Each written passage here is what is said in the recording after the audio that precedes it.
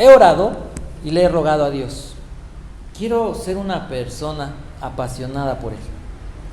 Cuando yo me convertí, mi pecho ardía y yo lo único que pensaba era en hablar de Cristo a las personas. Y le he rogado a Dios que pueda haber ese fuego cada día más intenso en mi vida. Pero también le he rogado que me conceda conocer gente apasionada, gente que arda por Jesús. Cuando tú vas al estadio y ves o ves un deporte, el que gana, ¿cómo está? Gana y dice, gané, ¿cómo está? Eufórico, ¿no? Cuando te preguntan, ¿de qué forma festejas tus victorias? ¿Cómo festejas tus victorias? ¿Cómo festejas tus victorias? ¿Cómo festejan? ¿Así nomás? ¿Así con los brazos cruzados? ¿Cómo lo harían? A ver, acaban de ganar algo, ¿cómo? Exactamente, ¿no? ¿Y cómo está uno? ¿Alguien te puede quitar esa felicidad? Esa es la pasión que requerimos por Jesús. Ese es el deseo. Quiero conocer gente apasionada. Quiero ser una persona apasionada. Quiero poder ser una persona que influya en las personas para que se apasionen por Cristo. El mundo necesita a Jesús, no religiones. El mundo necesita a Cristo. Y por eso este pasaje es importante, es extraordinario lo que hoy vamos a estudiar. Vamos a titularlo El reino derrotado. Para poder ser una persona, a lo mejor tú dices, yo quiero conocer personas apasionadas. Lo primero que entendí, el Señor dice, comenzamos contigo. Y esa es la invitación, porque el Señor Jesús quiere también comenzar contigo. Quiere que tú seas la persona apasionada en tu casa, la persona que pueda sostener apasionadamente tu hogar, hablándoles de Cristo. Y si los demás no quieren, mira, déjaselo eso a Dios, pero que tú seas una persona apasionada por Jesús. Mateo capítulo 17, verso 14 al 21. Lo voy a leer. Dice así: cuando llegaron a la multitud, se acercó a Jesús un hombre que, arrodillándose delante de él, dijo: Señor, ten misericordia de mi hijo, porque es epiléptico y sufre terriblemente, porque muchas veces cae en el fuego y muchas en el agua. Lo traje a tus discípulos y ellos no pudieron curarlo. Jesús respondió: oh generación incrédula y perversa, ¿hasta cuándo estaré con ustedes? ¿Hasta cuándo tendré que soportarlos? Tráiganmelo acá. Jesús lo reprendió y el demonio salió de él, y el muchacho quedó curado desde aquel momento. Entonces los discípulos, acercándose a Jesús en privado, dijeron: ¿por qué nosotros no pudimos expulsarlo? Y él les dijo: por la poca fe de ustedes. Porque en verdad les digo que si tienen fe como un grano de mostaza, dirán a este monte: pásate de aquí a allá, y se pasará, y nada les será imposible. Pero esta clase no sale sino con oración y ayuno. ¿Por qué se me hace importante y por qué me gustó esta palabra que Dios me mostró? Es una palabra que habla del reino de Jesús, de cómo Jesús vino a establecer su reino para destruir, para derrocar el reino del maligno. ¿Y por qué eso emociona? Porque Jesús vino a las multitudes de personas necesitadas de salvación, oprimidas y desesperadas. ¿Y Jesús vino a qué? A salvarlas y a liberarlas. Si yo necesito salvación, libertad, victoria, paz, por medio de Jesucristo, a través de su palabra, ¿qué es lo que voy a encontrar? Paz, libertad, victoria. Eso es lo que Jesús vino a traer. Entonces, eso no es, híjole, pues a ver si algún día. No es, bueno, es para algunos. Esto es para cualquier creyente. Esto es para cualquier persona que ama y camina con Jesús. para cualquier persona que en constancia está buscando conocer al Señor Jesucristo. Y el beneficio que puedes obtener el día de hoy es que si vives atormentado, si vives en sufrimiento, si vives en cualquier tipo de atadura al pecado, en cualquier aflicción, por medio de esta palabra, por medio del nombre de Jesús, por medio de la Biblia, tú vas a alcanzar esa libertad. Vas a recibir esa paz y vas a recibir el consuelo que puedas estar necesitando. Este pasaje comienza hablando ¿de quién? De Jesús. Jesús es el Rey. Jesús es el Rey que desciende. Jesús es el Rey misericordioso que se acerca a las multitudes. ¿Qué es lo que hizo Jesús? Desciende en misericordia. ¿Sabía lo que estaba pasando el Señor abajo? ¿Sabe lo que pasa en la vida de nosotros? Él lo sabe. ¿Y qué es lo que hace? Desciende. Y entonces le aparece un hombre entre la multitud. ¿Y cómo imaginas a ese hombre? Era una multitud, no eran 10, no eran 50, era una multitud. Y sabemos que el Señor acumulaba o juntaba multitudes por cientos y miles. Y entre esa multitud hay uno. Y podrías pensar como en la estadística. La estadística es que agarras de toda una cantidad, una muestra. Tenemos una sabia en esto de las...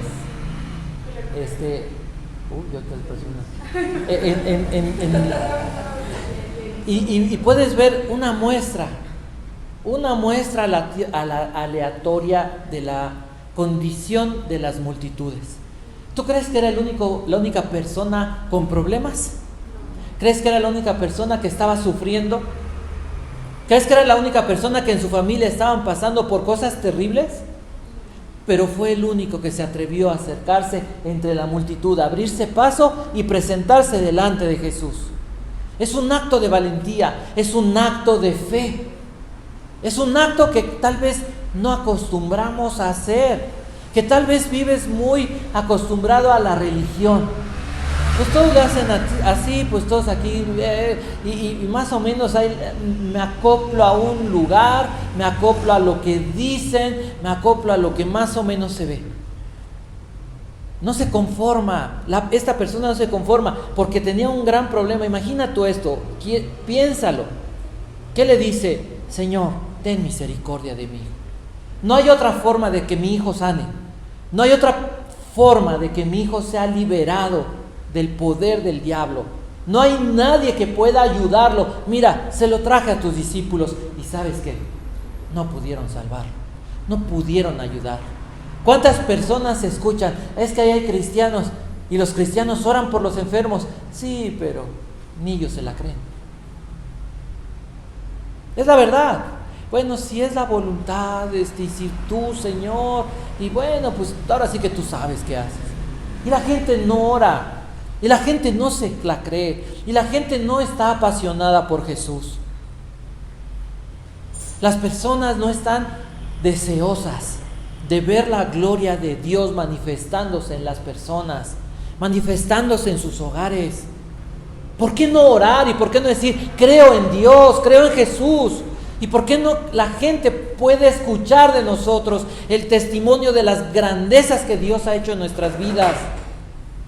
Porque la gente dice, los dones ya no existen. Bueno, mira, es que, ¿quién sabe? Entonces, ¿dónde está Dios? Entonces, ¿dónde está la realidad de nuestra fe? Entonces, ¿dónde está la realidad de conectar nuestro corazón con el de Jesús? ¿Jesús hacía eso? ¿Jesús se conducía de esa manera? Le dicen, tus discípulos no pudieron. La única esperanza eres tú. Estamos hablando de un tiempo antes de la crucifixión, de la resurrección, de la ascensión y de la venida del Espíritu Santo. Pero los discípulos ya habían hecho meses antes, habían echado demonios y habían sanado enfermos. ¿Por qué no pudieron hacerlo en ese momento? Es una buena y es una gran pregunta. El Señor Jesús desciende de la montaña. Y cuando desciende, después de mostrar su gloria a algunas personas, a 3 discípulos, entonces se acerca a esa multitud. Los discípulos tenían confianza en que Jesús podía hacerlo. Y Jesús lo que había comenzado a hacer era preparar, comenzando con estos 3 discípulos, prepararlos para hablar de la gloria de Cristo. ¿De qué hablamos los cristianos? De la gloria de Cristo, de la grandeza de Cristo, del poder de Jesús, de que donde llega Jesús, el diablo no tiene lugar. Imagina eso. Quiero decirte algo, y de veras quiero que te lo creas. Eres un representante, eres un enviado de Dios, de Jesús. La gran comisión no solamente fue para algunos, ¿o sí? La gran comisión, ¿para quién fue? Y ese todos, ¿quién levantaría su mano? Fue para ti, fue para mí. Eres un representante, eres un enviado de Cristo para llevar buenas noticias, para hablar de la gloria de Jesús. Para eso estás aquí. Y tienes que creerla, porque si tú no te la crees, mira, tú puedes terminar la carrera, pero si tú dices, híjole, es que yo era de los vagos, hijo, es que yo siempre pasé los exámenes copiando, no, los maestros saben que yo soy un balazo, no, pues ¿quién me va a creer? Y llegas a pedir trabajo, ¿cómo vas a llegar? Híjole, pues es que, no, es que hay mucha competencia, no, es que la escuela donde yo estudiara patito, no, es que, ¿cómo vas a actuar? Con miedo, así, ¿no? Y ya vas derrotado. Cuando la gente te va a entrar, va a decir, no, ¿quién será? No, es que yo vengo a pedir. Con tu pura actitud, ¿qué va a pasar? Te van a despachar. Tienes que creértelo. Voy a hablar de la gloria de Cristo, no de mí, la gloria de Cristo. Y sé realmente genuino, sé íntegro, sé leal, cumple con tus compromisos con Dios, cumple con los compromisos que Dios ha establecido para con tu familia, para contigo mismo. Respétate, respeta a Dios, respeta a la gente. Dice la Escritura, están en medio de una multitud de gente que adoraba o que buscaba a Jesús. Dentro de esa multitud había ¿quién? Endemoniados. Imagina como padre, imagina como hermano, imagina cómo sufriría esa familia de ver a un muchacho que de la nada de repente se aventaba al fuego, que de la nada se echaba para ahogarse, que nadie podía controlarlo. Imagina eso. ¿Era fácil? ¿Su situación era cómoda? No había opción. A veces Dios nos lleva a esos momentos, a esas crisis, a donde decimos ya no hay opción, a donde decimos se me acabó todo, porque solamente en esos momentos es que venimos y nos abrimos paso y le decimos, Señor, ten misericordia de mí o ten misericordia de mi familia. Esa es la forma de acercarnos a Dios. ¿Cómo reaccionó Jesús? ¿Qué fue lo que hizo? Mostró su poder. Jesús estaba presente. ¿Había lugar para un endemoniado? No. Si Jesús estaba allí, ¿había lugar para un trono para Satanás? No. Porque Cristo estaba allí. Y tú dices, bueno, pero estaba allí el Señor. La buena noticia es que hoy la presencia de Cristo, ¿en dónde reside? En mí. En mí. Y si Cristo está en mí y Cristo se empieza a manifestar, que es lo que de esto trata, habrá lugar en mi corazón, en un área de mi vida, para el enemigo, para la tristeza, para el tormento del enemigo. No se oye, de verdad. Pues no, la respuesta es no. ¿Dónde está Jesús? Donde Jesús comienza a manifestarse, no hay lugar para el enemigo. No hay lugar para la tristeza, no hay lugar para la soledad, no hay lugar para que estés amedrentado, sufriendo, derrotado. No hay lugar. ¿Entienden eso? Es lo que está diciendo la Escritura. Es lo que la Biblia dice, es lo que Dios dice. ¿Y Dios no? y no falla. Dios es verdadero. Ahora entonces, ¿por qué pasa esto? ¿Por qué pasó esto? Porque la misión de Jesús, ¿cuál fue? Venir a establecer su reino y destruir, derrocar el reino ¿de quién? De las tinieblas. El reino de Dios, hace rato lo leímos en el Salmo 60, ¿y qué fue? 63. El trono de Dios, ¿sobre qué se establece? El reino de Dios, ¿sobre qué se establece? Sobre la justicia. El reino de Satanás, el reino de la maldad, ¿sobre qué se establece? Sobre el pecado. Así de fácil. Entonces Jesús vino a derrocar el trono, el reino de Satanás. Mateo escribió estas palabras. Mateo registra esta historia. ¿Por qué? ¿A quién se la escribió? Principalmente a judíos. Los judíos que necesitaban saber del poder, de la influencia del reino de Jesús, que es capaz de destronar y de echar fuera a Satanás. Los judíos debían saber que Jesús había logrado eso. Mucha gente lo vio, mucha gente estuvo presente, pero no le creyeron. Esto que está pasando está cerca de la última semana del Señor Jesús en medio de nosotros, o en medio del mundo. Vamos a ver 4 cosas que se enseñan. Primero, el propósito es que anunciemos, que disfrutemos primero para poder anunciar con fe, con seguridad, la gloria del reino, la gloria del Evangelio, la gloria de Jesús. La enseñanza, ¿cuál es entonces? El reino del mal está derrocado, derrotado, ha sido o está siendo echado fuera. ¿Por quién? Por Jesús. Jesús viene a establecer su reino ¿en dónde? Comenzó y comienza ¿en dónde? En el corazón. En los hombres, en las personas. Tendrá una consumación eterna en todo el cosmos, pero ha comenzado en el corazón. ¿Y está en dónde manifestándose? En nuestros corazones. Y tiene que trascender a manifestarse en nuestra vida, en nuestro estilo de vida. Entonces, esto se trata del poder de la presencia de Cristo.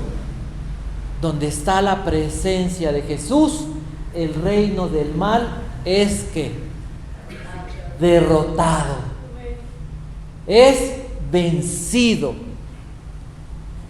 4 cosas que van a observar. Del verso 14 al verso 17 van a ver al joven atormentado, van a ver a una familia atormentada, van a ver a una multitud de curiosos y tal vez personas que medio adoraban a Jesús, pero que no estaban seguros, que no tenían la fe para venir, que no se apasionaban por el Señor Jesús. Verso 18. Encontramos ¿a quién? Al Rey, descendiendo en misericordia, en gracia, en amor, para establecer su reino y despojar al enemigo. Verso 19 y verso 20. El pecado, un pecado específico, estorbó la manifestación o estorbó la demostración del poder. ¿Cuál fue ese pecado? La incredulidad. Por su poca fe, dijo el Señor Jesús. Por su poca fe no pudieron echar fuera este demonio. Y el 4º punto, verso 20 al verso 23. La fe traslada los montes. El día de hoy encontramos multitudes desesperadas, pero muy pocos buscando realmente experimentar a nuestro Señor Jesucristo. No solo en el mundo, sino dentro de las iglesias, poca gente apasionada por Jesús, poca gente creyendo realmente en el poder de la presencia de Jesús. Pocas personas realmente apasionadas de decir, si Jesús está aquí, si Jesús está en mi vida, no hay lugar para el enemigo, no hay lugar para derrotas, no hay lugar para dolor, para tristezas. En medio de las crisis, siempre la presencia de Cristo nos lleva ¿a qué? A victoria, a disfrutar de la victoria del reino del Señor Jesucristo manifestándose en nuestras vidas. Entonces, tenemos nosotros primero que experimentar esto. Porque cuando experimentas a Cristo, cuando puedes tener testimonios, Jesús hizo esto, Jesús hizo esto. Una persona decía, es que el Señor me perdonó la vida. Se me hizo interesante esa frase. Y inmediatamente me acordé del momento en el que, creo yo, fue el momento en el que el Señor Jesús me regeneró. O el Espíritu Santo me regeneró, para ser más exactos. Y recuerdo cómo vi mi vida destruida y vi mi muerte. Y yo siempre he pensado que el Señor me estaba diciendo, se acabó. El Señor me perdonó la vida. Y yo te preguntaría, ¿a ti te perdonó la vida? O tú estás aquí porque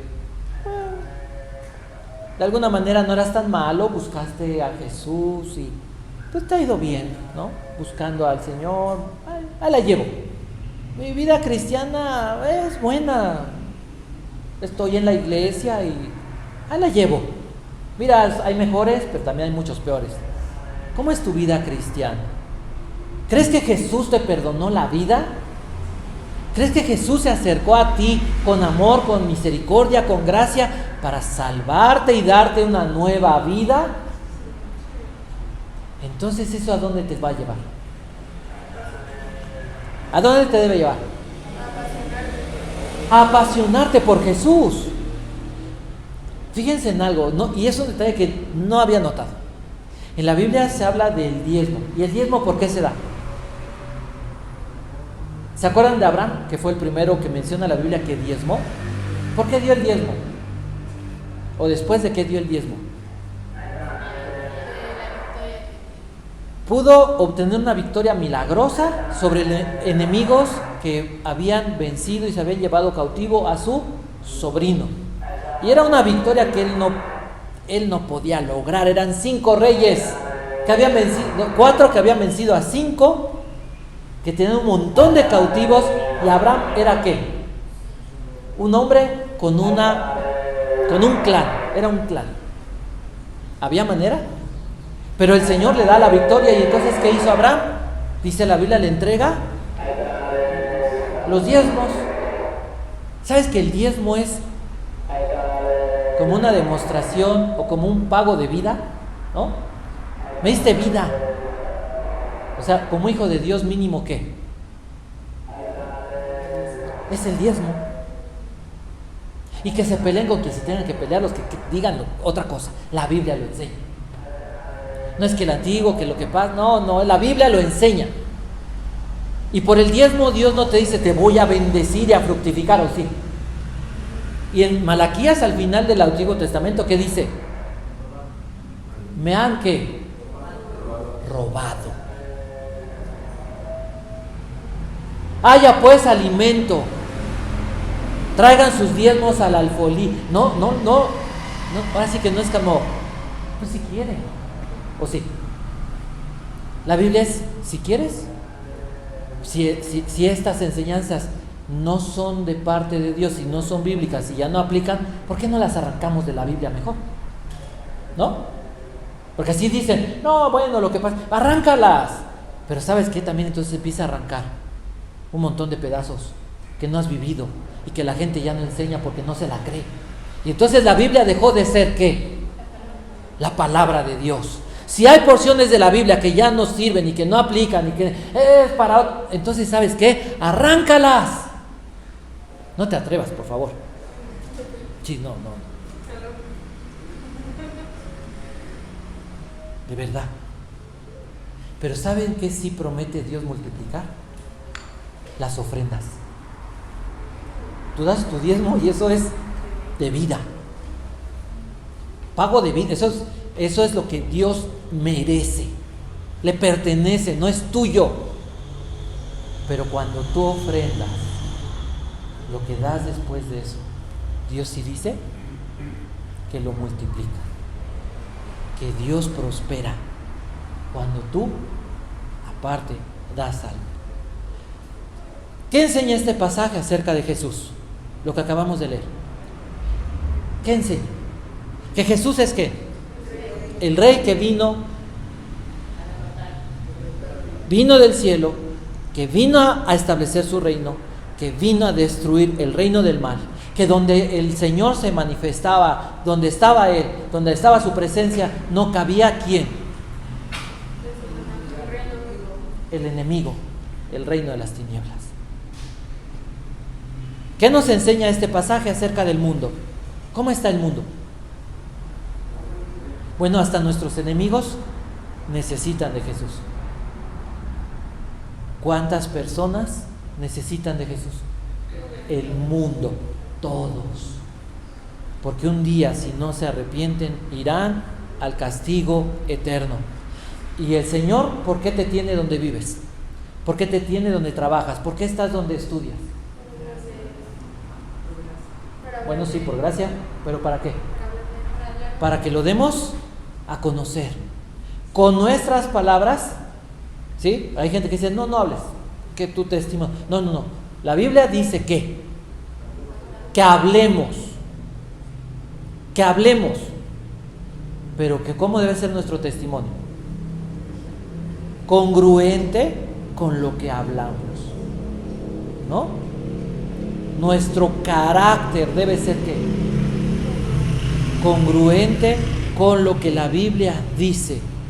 Porque esas personas necesitadas, multitudes, están esperando que alguien lleve la presencia de Jesús a sus vidas. Si lo rechazan, ese es su problema. Nosotros ahí no podemos obligar a nada.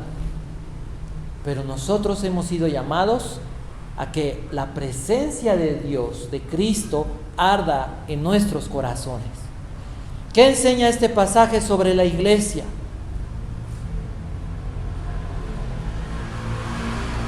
¿En dónde va a arder la presencia de Jesús? ¿En un monte en Chapultepec? ¿En dónde va a arder la presencia de Jesús? ¿En una zarza? Ya pasó. En su momento fue así. Pero hoy, ¿en dónde dice la Biblia que arde la presencia de Jesús? ¿En el corazón de quiénes? De los discípulos, de los que creemos, de los que vivimos conectados con el corazón de Jesús. Conecta tu corazón con Jesús. Señor, conecta tu corazón con el mío. Conéctame contigo. ¿Sabes? Mucha gente se ha convertido, tal vez no por las imágenes de las personas. Parece que era Moody.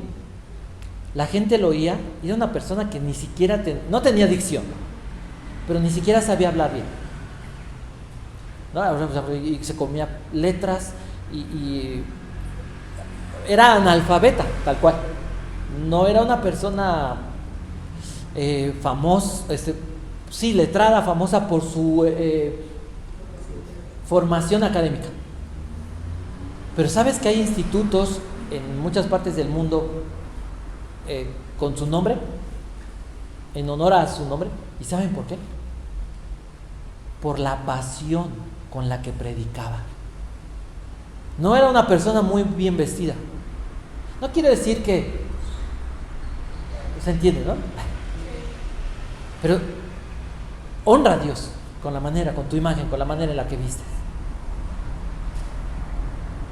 Pero apasionate por Jesús. ¿Cuál fue el mandamiento que el Señor Jesús les dijo o que este pasaje nos enseña? ¿Qué les dijo? ¿Por qué no pudieron echar fuera al demonio? Por su incredulidad. Entonces, ¿cuál es el mandato? Si ustedes tienen fe como ahorita les voy a explicar eso. Un grano de mostaza.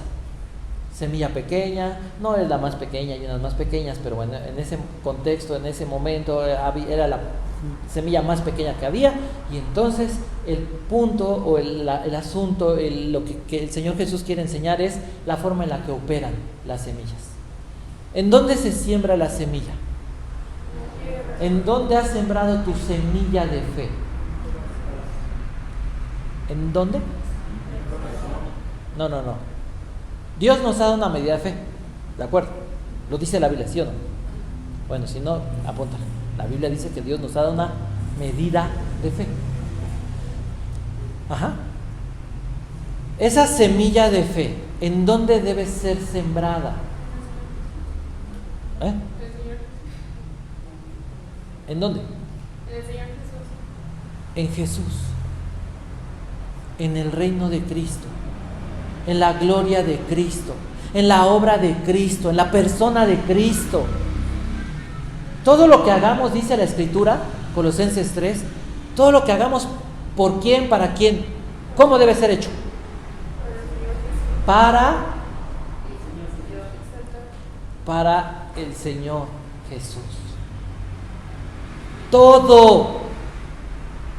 Levántate en nombre y por amor y para la gloria de Jesús. Duerme, vive para Cristo. Cree en el poder de su presencia. Tu semilla de fe no se siembra en tus capacidades, no se siembra en tu intelecto, no se siembra en tus negocios, en tu escuela, en tu trabajo, en tu dinero, en tu belleza. No se siembra en eso. La semilla de fe se siembra en la persona de Jesús, en la obra de Jesús, en la presencia de Jesús que va a obrar a través de nuestras vidas. ¿Se entiende? Si tienes fe, como un grano de mostaza, si siembras tu fe en el lugar correcto, ¿cómo se siembra? ¿Cómo se logra hacer eso?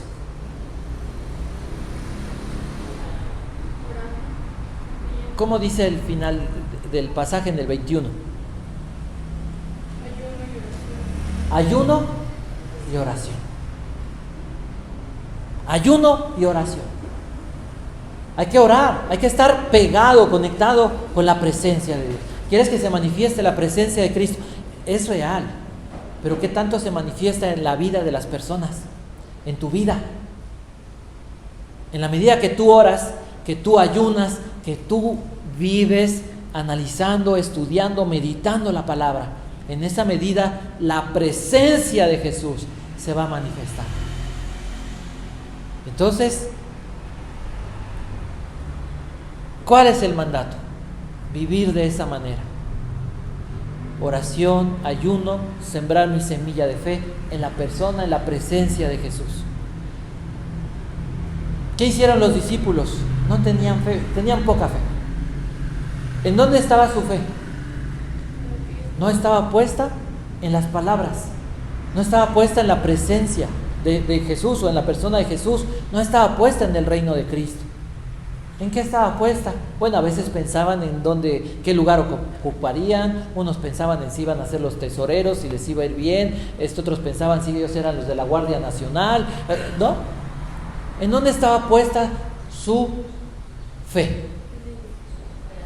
Generalmente en ellos, en las situaciones, en cualquier cosa. ¿Habrá algo que tengas que cambiar? ¿Habrá algo que hoy Dios te ha mostrado que tienes que decirle, híjole Señor, creo que hoy entiendo un poquito más de por qué hay veces estoy triste, siento que la soledad me está ganando, me siento ansioso, me siento miedoso, me siento enojado, me siento amargado, me siento derrotado por el pecado, me siento que mi vida ha sido un desperdicio, me siento que no estoy logrando nada, me siento que no hay esperanza. ¿Por qué?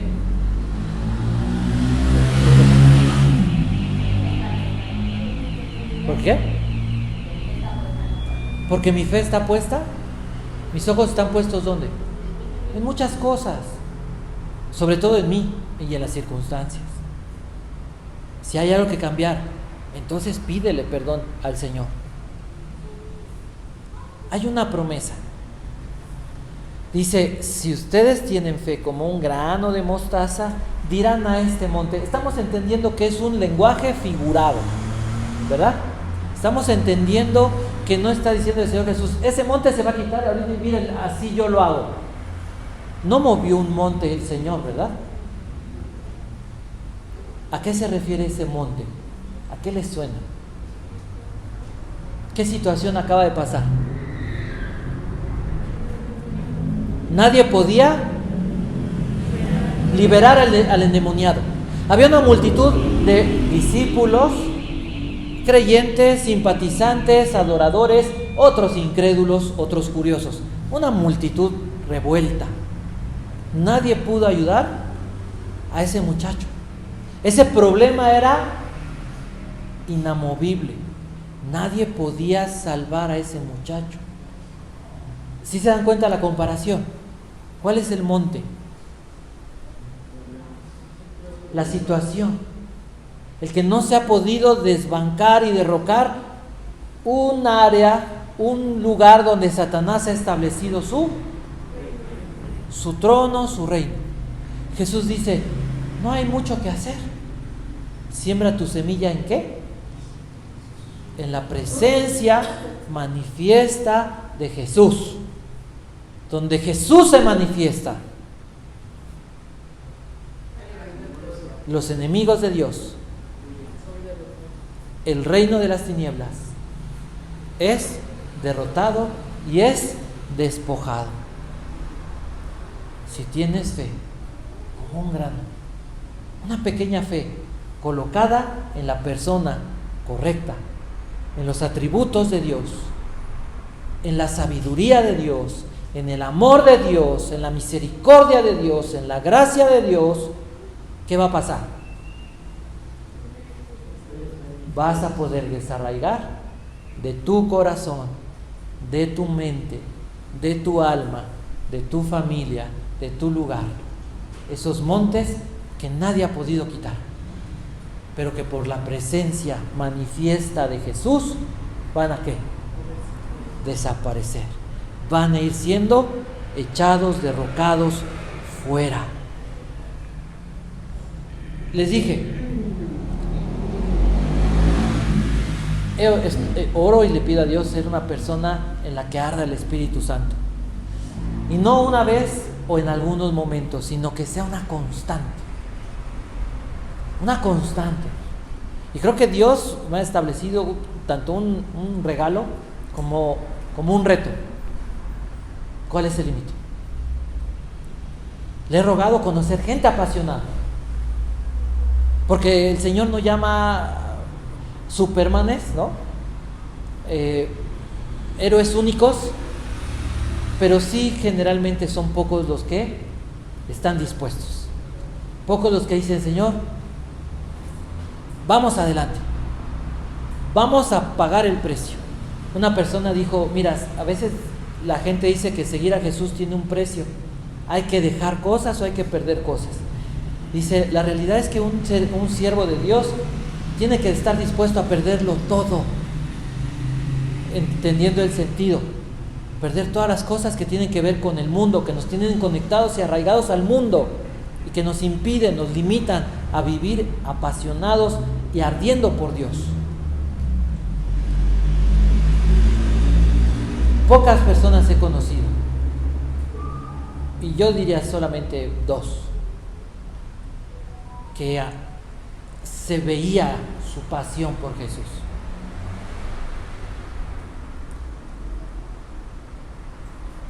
Tal vez podría mencionar varias más en algunos momentos, pero esas personas siempre están como en mi cabeza.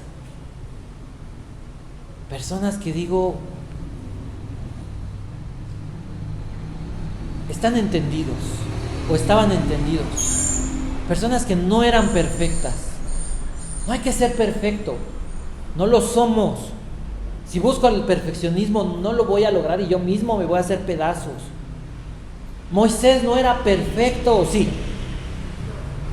Pero ese hombre ardía apasionado por Dios, ¿o no? ¿Y cómo fue Josué?